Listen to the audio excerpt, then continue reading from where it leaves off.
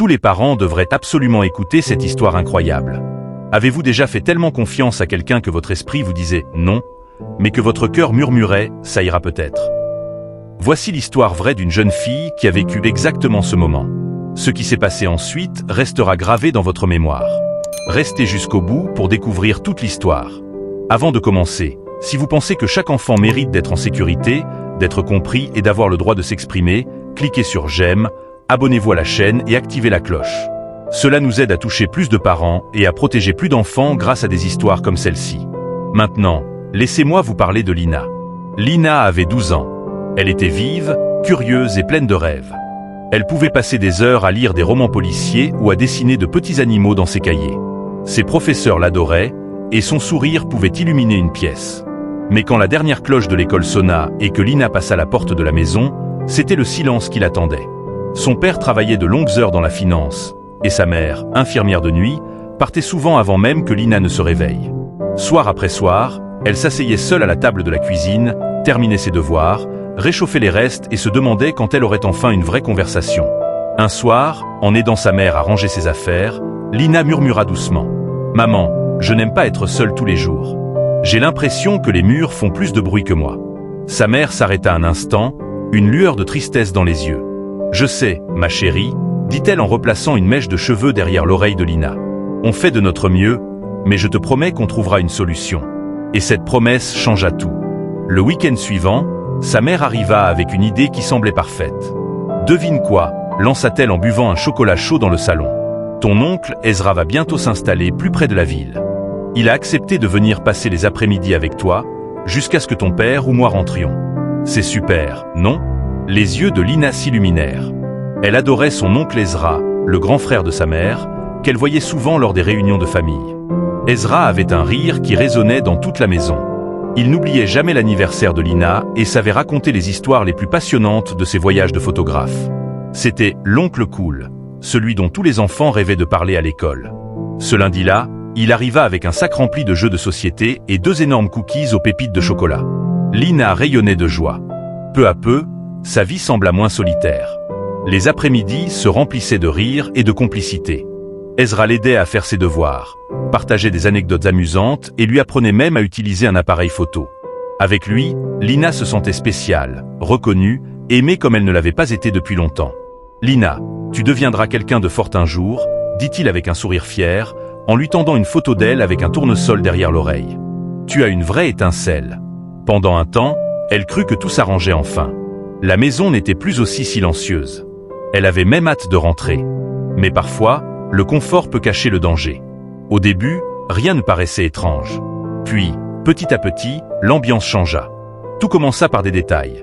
Ezra s'attardait un peu trop longtemps dans le couloir après lui avoir dit bonne nuit, écartait ses cheveux plus lentement que nécessaire, ou posait des questions bizarres. « Tes amis à l'école, est-ce qu'ils te confient des secrets ?» demanda-t-il un jour, avec un sourire énigmatique. Lina hésita. « Pas vraiment. Juste des trucs normaux. » Il éclata de rire. « Eh bien, si jamais tu as un secret, tu peux toujours me le dire. Je ne le répéterai jamais. Pas même à ta mère. » Ces mots résonnèrent dans la pièce, glacés comme le vent qui passait par la fenêtre. Puis vinrent les jeux. Il les présentait comme des défis créatifs, des poses pour des photos, des exercices de confiance, des petites mises en scène inventées. Mais parfois, les poses devenaient étranges, les compliments plus personnels. Un soir, il posa sa main sur l'épaule de Lina et la laissa là quelques secondes de trop. Son cœur se serra, sans qu'elle sache expliquer pourquoi. Elle se rassura aussitôt. « C'est mon oncle, il ne me ferait jamais de mal. » Peut-être qu'elle s'inquiétait pour rien. Mais quelque chose n'allait pas. Quand Ezra apporta une boîte sur laquelle était écrit « Souvenirs privés » et lui demanda de ne jamais en parler à ses parents, le cœur de Lina se serra. À l'intérieur, il y avait de drôles de photos, quelques objets rapportés de ses voyages et une lettre. Une certaine Mara y expliquait qu'elle ne voulait plus participer à son projet. Lina resta figée. Ce n'était pas un jeu. Ce n'était pas innocent. Son endroit était devenu un labyrinthe de malaise et de confusion. Cette nuit-là, elle dormit à peine. Son instinct n'arrêtait pas de lui dire que quelque chose n'allait pas. Mais la peur et la culpabilité la rongeaient. Et si je me trompe? Et si personne ne me croit? Le lendemain, on frappa à la porte d'entrée.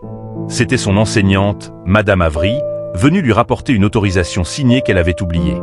À ce moment-là, Lina sentit qu'elle devait faire un choix. Debout près de la table, les doigts crispés sur le bois, elle accueillit le sourire bienveillant de Madame Avery, comme un rayon de soleil dans un ciel lourd d'orage. « Salut Lina », dit son enseignante en lui tendant le papier froissé. « Je pensais passer en rentrant. »« Merci », murmura Lina d'une voix basse. Mais Madame Avery la regarda attentivement. Elle remarqua ses épaules voûtées, son sourire forcé, et la peur qu'elle essayait de cacher dans ses yeux. « Tout va bien ?» demanda-t-elle doucement. Lina voulut répondre « oui ». Mais aucun mot ne sortit. Ses yeux se remplirent de larmes. Sa bouche tremblait. Et dans un souffle, elle dit « Je peux te dire quelque chose ?»« Bien sûr », répondit Madame Avery en entrant et en refermant doucement la porte. Lina inspira profondément. Sa voix tremblait. « Je crois qu'Ezra a un problème. Il agit bizarrement. Il me montre des choses que je ne comprends pas. Et il m'a dit de n'en parler à personne. » Le cœur de Madame Avery se serra, mais son visage resta calme. « Tu es très courageuse de m'avoir dit ça, Lina. Je suis fier de toi. » Le souffle de Lina se coupa, un mélange de peur et de soulagement. « Est-ce que j'ai des ennuis ?» demanda-t-elle d'une petite voix. « Non », répondit Madame Avery en posant une main rassurante sur son épaule. « Tu as bien fait. » Elle continua doucement. « Parfois, des adultes font de mauvais choix. Mais toi, tu n'en es pas responsable. Ce qui compte, c'est ta sécurité. Et parler. C'est comme ça qu'on se protège et qu'on protège aussi les autres. » Sans attendre, Madame Avery appela les parents de Lina. Moins d'une heure plus tard, sa mère arriva en courant, le visage rempli d'inquiétude et de regret. Elle la serra fort contre elle. « Je suis tellement désolée, ma chérie. J'aurais dû voir quelque chose. J'aurais dû être plus présente. » Ezra fut signalé aux autorités. L'enquête révéla que la lettre trouvée dans sa boîte venait d'une autre jeune fille, elle aussi en danger, qui avait finalement choisi de partir. La voix de Lina fut un tournant. Elle n'avait pas seulement parlé pour elle, mais aussi pour d'autres qui étaient restées silencieuses. Elle avait brisé le silence. Et la guérison pouvait enfin commencer. Les jours qui suivirent furent agités. Visites de police, questions, émotions qui allaient et venaient. Peur, confusion, puis, peu à peu, un sentiment de sécurité. Ezra fut placé en garde à vue. Les preuves, les témoignages et la parole de Lina confirmèrent la vérité. Il avait franchi des limites qu'aucun adulte ne devrait jamais franchir. La justice suivait son cours. Mais la vraie guérison devait se vivre à la maison. La mère de Lina prit un congé. Pour la première fois depuis longtemps, la maison n'était plus vide. Elle préparait le petit déjeuner chaque matin, tressait les cheveux de Lina, et le soir, elles lisaient ensemble. Elle riait, elle pleurait, mais surtout, elle parlait. « Je ne savais pas comment te le dire », avoua Lina un soir. Sa mère l'embrassa sur le front. « Tu n'auras plus jamais à traverser une telle épreuve seule. » Jamais. Elles commencèrent une thérapie familiale. Au début, c'était difficile, étrange, presque lourd. Mais séance après séance, Lina retrouva sa voix. Elle parla de son amour pour les livres, de sa peur du silence, et de la douleur de ne plus savoir à qui faire confiance. Et peu à peu, sa force réapparaissait. Un jour, quand on lui demanda ce qu'elle voulait faire plus tard, Lina répondit sans hésiter. « Écrivaine. Je veux écrire des histoires qui aident les gens à se sentir compris. » Pour la première fois depuis longtemps, sa mère ne pleura pas. Elle souriait. À l'école aussi, les choses changeaient. Madame Avery prenait régulièrement de ses nouvelles. D'autres professeurs l'encourageaient. Des camarades, autrefois distants, venaient désormais s'asseoir près d'elle à la cantine. Ce n'était pas de la pitié. C'était du respect. Lina avait osé parler au moment crucial. Et les autres la voyaient non pas comme une victime, mais comme une personne forte, un exemple. Chers téléspectateurs, vous est-il déjà arrivé de sentir que quelque chose n'allait pas, mais d'avoir trop peur d'en parler? Qu'est-ce qui vous a aidé à trouver votre voie? Ou qu'auriez-vous aimé que quelqu'un fasse pour vous? Partagez votre expérience en commentaire. Votre histoire pourrait donner du courage à quelqu'un d'autre. Car l'histoire de Lina n'est pas seulement celle d'une jeune fille trahie par la confiance qu'elle avait donnée. C'est surtout une histoire sur le pouvoir de s'exprimer, même quand on tremble. Chaque enfant, chaque personne a un instinct. Une petite voix intérieure qui murmure quand quelque chose ne va pas. Trop souvent, on l'ignore. On se dit qu'on exagère, que ce n'est pas notre rôle, ou que si quelqu'un semble gentil, alors il doit être digne de confiance. Mais la vérité, c'est que les mauvaises intentions se cachent parfois derrière un sourire, une voix douce, ou même des cadeaux. Le courage de Lina nous rappelle ceci. Si quelque chose ne va pas, il faut en parler. Même si la voix tremble. On n'est jamais trop jeune, ni trop petit, pour être entendu. Et aux parents, cette histoire dit aussi une chose importante. Il ne suffit pas de nourrir et d'habiller nos enfants. Il faut aussi être présent. Leur ouvrir la porte de la conversation. Poser des questions. Écouter. Pas seulement leurs mots, mais aussi leur silence. Enfin, à ceux qui ont vécu une expérience semblable, sachez que vous n'êtes pas brisé. Vous n'êtes pas faible. Comme Lina, votre histoire ne s'arrête pas dans le silence. Elle commence dans la force. La guérison prend du temps, mais elle est possible. Mais tout commence toujours par un pas, dire sa vérité. Et vous, qu'avez-vous retenu de cette histoire? Avez-vous déjà connu le poids du silence, ou vu quelqu'un le porter? Qu'est-ce qui vous a aidé à en sortir? Partagez vos pensées ci-dessous. Vos mots pourraient donner du courage à quelqu'un aujourd'hui. Restons ensemble encore un instant. Nous arrivons à la dernière étape de ce voyage, avant de vous guider vers la prochaine histoire qui mérite d'être entendue. Les semaines passèrent, et Lina redevenait peu à peu elle-même. Les cauchemars qui hantaient ses nuits s'effaçaient doucement. Sa voix, autrefois tremblante, gagnait en assurance. Elle souriait davantage. Elle riait de nouveau. Elle n'évitait plus le miroir.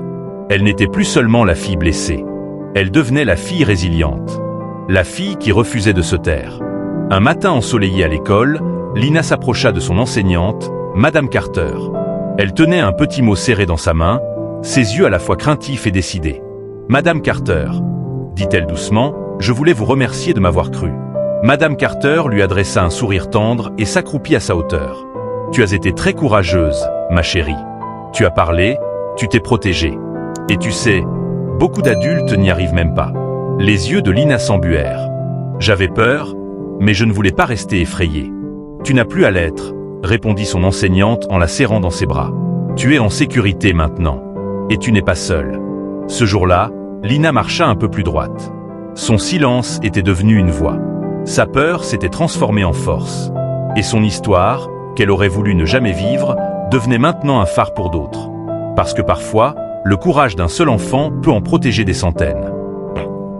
Si cette histoire vous a touché, rappelez-vous, il y a toujours quelqu'un, quelque part, qui a besoin de l'entendre. Alors aimez, partagez et abonnez-vous pour découvrir d'autres histoires vraies qui comptent.